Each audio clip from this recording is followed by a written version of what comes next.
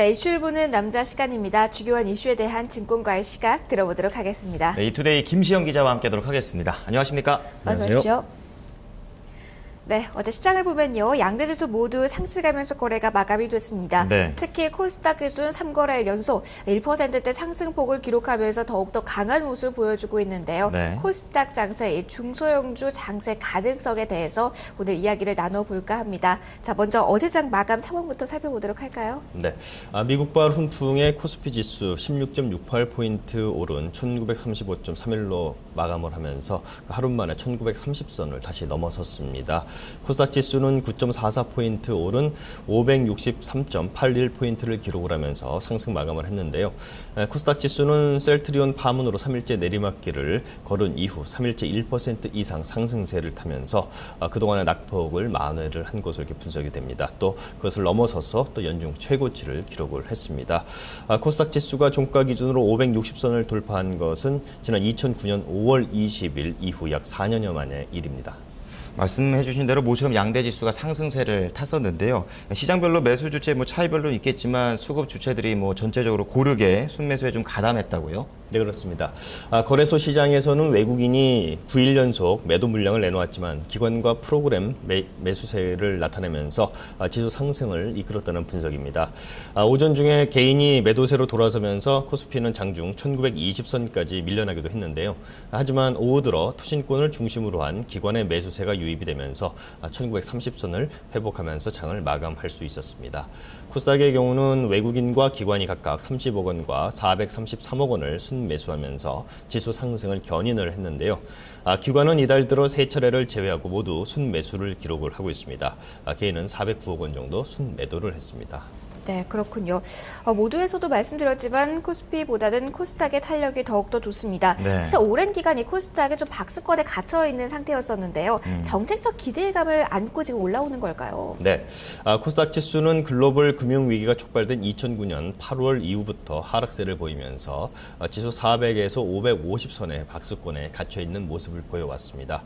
하지만 올해 들어 박근혜 정부의 중소기업 활성화 정책과 또 대형주의 부진으로 코스닥 시장에 대한 증시의 상대적 기대감이 높아지고 있는데요.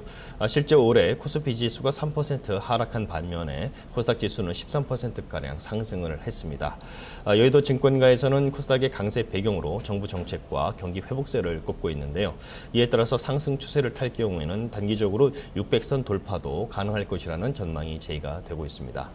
네, 코스닥 시장의 그 상승 배경에 대해서 설명을 좀 해주셨는데 그 중에서 이 셀트리온 얘기를 빼놓을 수가 없을 것 같습니다. 어제 또 상한가를 또 기록했죠. 네, 코스닥 대장주 셀트리온이 11개월 만에 그 상한가로 장을 마쳤습니다. 이틀 연속 급등을 하면서 공매도 세력과의 전쟁에서 지친 서정진 회장의 지분 매각 발표 이후 급락 쇼크에서 벗어나는 모습을 보였다, 이렇게 관측이 나오고 있는데요. 키움과 미래에셋, 현대증권 등을 통해서 최근 급락에 따른 반발 매수세가 활발히 유입되면서 주가를 끌어올렸고요. 거래량은 992만여 주, 또 거래대금은 3,215억 원을 기록을 했습니다. 셀트리온은 지난 17일 서정진 회장이 지분 매각을 발표하면서 하한가를 이틀을 포함을 해서 4거래일 동안 폭락을 했는데요. 이 기간 동안 주가 무려 58%나 빠지면서 2만 원대로 추락을 했습니다. 셀트리온의 주가가 3만 원대로 회복을 하면서 시가총액도 3조 3,700억 원대로 다시 3조 원대로 올라섰고요. 더불어서 코스닥 지수도 상승하는 데 일조를 했다는 분석입니다. 네, 그렇다면 이 셀트리온 충격에서 벗어나서 본격적으로 다시 상승 가도로 달릴 가능성이 높다고 보는 건지 여의도의 의견 전해주시죠. 네, 최근 흐름만 놓고 볼 때 코스닥 시장의 셀트리온 쇼크에서 어느 정도 좀 벗어나지 않았느냐, 이런 분석이 제기가 되고 있습니다. 코스닥 지수의 강세는 중소형주 강세로 좀 나타날 가능성이 크고 또 당분간 좀 지속될 수 있다는 분석에 무게가 실리고 있는데요. 지난 17일 장중 563.39로 약 4년 만에 최고치를 경신하는 등 승승장구하던 코스닥은 그 대형주인 그 셀트리온의 그 지분 매각 발표 논란으로 10%대 폭락하면서 지수도 덩달아 내리막길을 걸어왔었습니다. 하지만 셀트리온이 충격에서 벗어나 반등하고 또 기관과 외국인의 동반 매수세가 유입이 되면서 코스닥도 다시 강세를 이어간다, 이런 모습인데요. 주목할 점은 그 코스닥 시장의 상승 패턴입니다. 과거의 코스닥 강세는 코스피 지수 강세와 좀 병행되는 모습을 보여왔지만 최근에는 코스피가 부진을 해도 코스닥만 상승하는 현상이 나타나고 있다는 점에서 상승 가능성에 좀 무게가 실리고 있습니다. 말씀 들어보니까 앞으로 이제 코스닥 상승과 중소형주의 강세가 이제 당분간은 좀 맞물려 갈 것 같은 그런 분위기인데 그렇다면 여의도 증권가에서는 어떻게 전망하고 있습니까? 네, 증시 전문가들은 중소형주의 강세가 당분간 이어질 것으로 내다보고 있습니다. 저금리 기조 장기화와 또 부동산 침체로 투자할 자산이 마땅치 않은 상황에서 대형 경기 민감주까지 부진하기 때문에 중소형주에 대한 관심은 당분간 좀 지속될 가능성이 크다라는 분석 때문인데요. 최근 중소형주를 선호하는 기관의 수급 흐름과 또 추가 경정 예산이 미치는 효과 등을 고려했을 때 당분간 대형주 대비 중소형주의 강세 분위기가 유지될 가능성이 높다는 분석입니다. 미래에셋증권에 따르면 과거 정부의 추가 경정 예산 발표 이후에 대형주보다는 중소형주의 수익률이 다소 높게 나타나는 것으로 나타났는데요.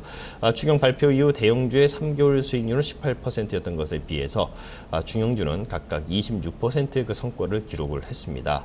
또 기업 실적 우려와 또 원자재 가격 급락 등의 경기 불확실성 확대로 당분간 수출 민감도가 높은 대형주가 반등할 가능성이 또 제한적이다라는 분석도 코스닥 시장과 중소형주에 대한 매력을 높이고 있다는 분석을 낳고 있는데요. 셀트리온 사태에서 볼 수 있듯이 시기적으로는 또 실적이나 성장 리스크보다는 재무 안정성 리스크를 좀 보다 주의 깊게 모니터링하면서 투자 전략을 세우는 것이 바람직하다라고 전문가들은 조언을 하고 있습니다. 네, 김시영 기자 오늘 말씀 잘 들었습니다. 고맙습니다. 네, 이슈를 보는 남자와 함께 중소형주 장세 가능성에 대한 이야기 나눠봤습니다.